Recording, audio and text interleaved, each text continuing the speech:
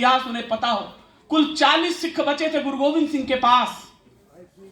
केवल जोरावर सिंह, अजीत सिंह जी और जुझार सिंह, 2 बेटे बचे।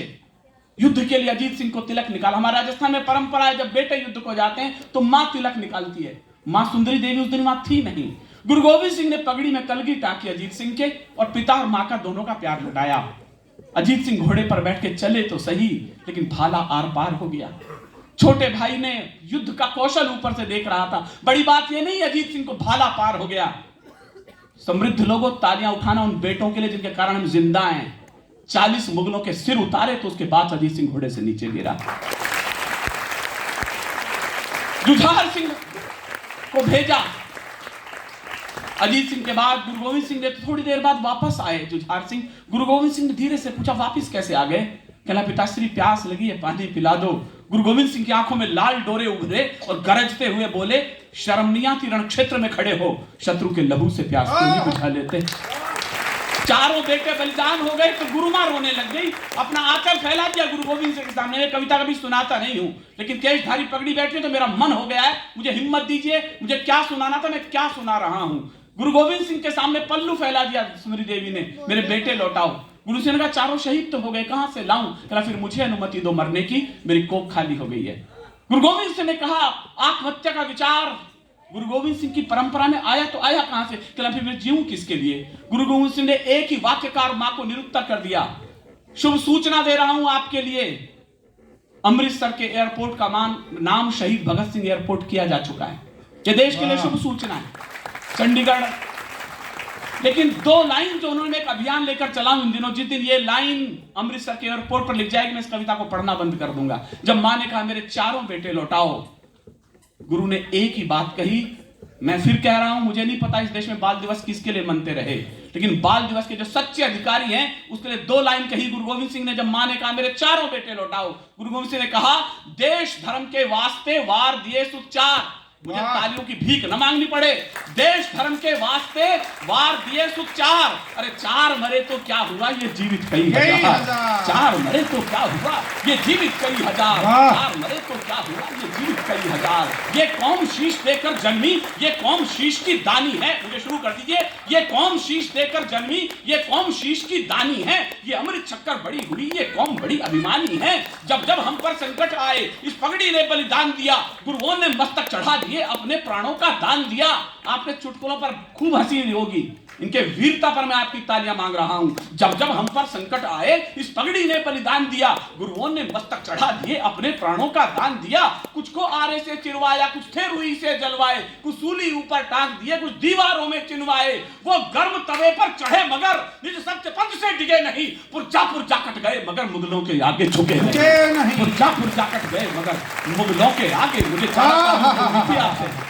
पुरजा कट गए मगर मुगलों के आगे झुके नहीं। ऐसे पागल दीवानों से, मुझे गूंजना चाहिए सभागार में, अंतिम लाइन पढ़ रहा हूं, ऐसे पागल दीवानों से धरती की आन सौगनी है, ऐसे पागल मस्तानों से भारत की आन चौगनी है। ऐसे पागल मस्तानों से भारत की आन चौगनी है। ये पंच नदी का पानी है जिसका तेवर तेजाबी है। वाह, लाइन सुने, वाह वाह। मैं पहली बार पढ़ रहा हूं इस लाइन को, आप सुनेंगे तो मैं इसे पंच नदी का पानी है। ये पंच नदी का पानी है जिसका तेवर तेजाबी है। ये शीश दान में अव्वल है, पगड़ी धारे पंजाबी है। साथ दीजिए, मैं ताजा लाइन पढ़ रहा हूं, बिल्कुल पहली बार बोली कर रहा हूं। ये शीश दान में अव्वल है, पगड़ी धारे पंजाबी हैं। मुगलों के अत्याचार बढ़े पर लाल गुरु के नहीं रुके, दे दिए शीश बिन गिने हुए पर पगड़ी धारी नहीं झुके। दे दिए शीश बिन गिने हुए पर पगड़ी धारी नहीं झुके, दे दिए शीश बिन झुके हुए। जिनके कारण ये देश जिंदा है, मैं उनके स्तवन में कविताएं कहता हूं। जब अमृत कश्मीर के पंडितों पर अत्याचार हो रहे थे, गुरु तेग बहादुर के पास गए कि हम पर अत्याचार है। तेग बहादुर ने कहा, वो मिट्टी बलिदान चाहती है। गुरु गोविंद राय उस समय 9 साल के थे। उसने कहा, पिताश्री आपसे बढ़िया बलिदान किसका हो सकता है? जिसका बेटा ये वंश लेकर के चल रहा हो, खालसा पंथ की स्थापना जिसने करी हो। लेकिन आज जब कश्मीर को देखता हूं तो मुझे लगता है इस देश की स्थिति में ये परिवर्तन हो क्यों नहीं रहा है। जो कुछ हालात कश्मीर में थे, कश्मीर की धाराएं रक्त में बह गई। मेरे बारे में बताया गया, माफ कीजिएगा, कि मैंने अटल बिहारी वाजपेयी जी के साथ कविताएं पढ़ी हैं, मोदी जी के साथ। मैं किसी राजनीतिक प्रतिबद्धताओं को कंधे पे लाद के नहीं घूमता। मेरे पास एक ही गौरव है इस देश में, मैंने उसी टाइगर हिल के नीचे भी कारगिल में कविताएं पढ़ी हैं, जहां हमारे 532 बेटों ने खून से वंदे मातरम लिख दिया। महत्वपूर्ण लोग बैठे हैं, अपने दिल का छाला फोड़ रहा हूं। जो लोग कहते हैं कश्मीर के बारे में इतना कठोर क्यों बोल रहे हो विनीत चौहान। सर मैं गया था लद्दाख, सुरेंद्र जी जानते हैं, मैं कविता पढ़ने के लिए। मैं लौटा तो सही, मुझे लगा हम किन बदतमीज लोगों के लिए आज तक खून की कुर्बानियां देते रहे। गुरु गोविंद सिंह के तेग बहादुर जी किन के लिए मर गए? क्या ये था आज का कश्मीर जो हमने देखने के लिए बचा था? मैं वहां से लौटा सर, मैं दिल्ली एयरपोर्ट पर उतरा ही था लेह से, मेरे मोबाइल पर एक वीडियो वायरल था, हो सकता है आप में से देखा हो, पढ़े लिखे लोग बैठे हैं। 14-14 साल के लड़के हमारे सैनिकों के गालों पर तमाचे मार रहे हैं, उनके हेलमेट पैरों में पड़े हुए हैं, ठोकर खा रहे हैं, और वो सैनिक कुछ बोल नहीं रहे। याद रखिएगा, वो सैनिक निहत्थे नहीं, उनके कंधों पर राइफल ही टंगी हुई है। मैंने दिल्ली से पूछा है वो क्या रहा? अरे कहने लगे तुमके धैर्य की परीक्षा है। मैंने कहा नहीं सर, ये कोई धैर्य की परीक्षा नहीं है। 70 साल में राजनीति ने जो कायरता के बीज कश्मीर में बोए हैं, हमारी सेना गालों पर तमाचे के रूप में झेल रही है, और कुछ भी नहीं है ये। बड़े कवि हरिओम जी, उन्होंने 2 लाइन लिखी है।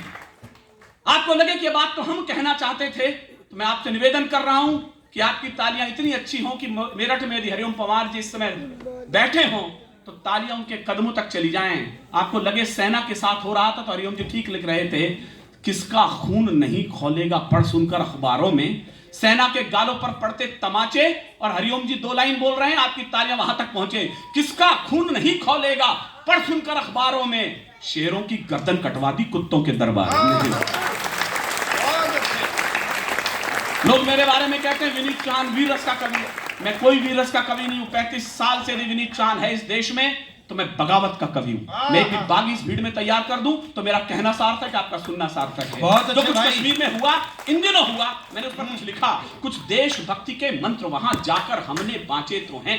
बस 4 मिनट में समझ लीजिएगा, विनीत चौहान आयतन कम कर रहा है और कविता की डेंसिटी बढ़ा रहा है कि कुछ देशभक्ति के मंत्र वहां जाकर हमने बांचे तो हैं। यदि आपको लगे कि उस बार तिरंगा कश्मीर में कुछ फहराने लगा है, तो हिम्मत देना, वो तिरंगा और ऊंचा उठ जाए। कुछ देशभक्ति के मंत्र वहां जाकर हमने बांचे तो हैं, हम देशद्रोह के विषधर के फन पर चढ़कर नाचे तो हैं। जरा पहुंच जाए मंत्र ऊपर तक के लोग मन दे, कुछ देशभक्ति के मंत्र वहां जाकर हमने बांचे तो हैं, हम देशद्रोह के विषधर के फन पर चढ़कर नाचे तो हैं। आतंकवाद के अंधड़ को आगे बढ़ ललकारा तो है, धीमा ही सही तमाचा पर उसके मुंह पर मारा तो है, धीमा ही सही तमाचा। तालियां ना बजाए कृपा करके। राजस्थान यूनिवर्सिटी का एक गोल्ड मेडल मेरे हिस्से में आता है। मुझे 100 में से 100 अंक लेने की आदत है। या तो 100% ताली बजेगी या 100% हूटिंग होगी। मैं आपको चुनौती देते हुए कविता पढ़ रहा हूं। लो हमने दुम सीधी कर दी इन आतंकी आखाओं की, जो उछल रहे थे आड़ लिए इन अलगावी नेताओं की, जिन लोगों ने संविधान रद्दी अखबार बना डाला। मैं कश्मीर का कच्चा चिट्ठा दिखा रहा हूं आपको। जिन लोगों ने कश्मीर रद्दी अखबार बना डाला, कश्मीर को पत्थरबाजी का बाजार बना डाला, उनकी अकल ठिकाने ला दी, उनके ताने बानों ने सबकी ऐसी तैसी कर दी अपने वीर जवानों ने।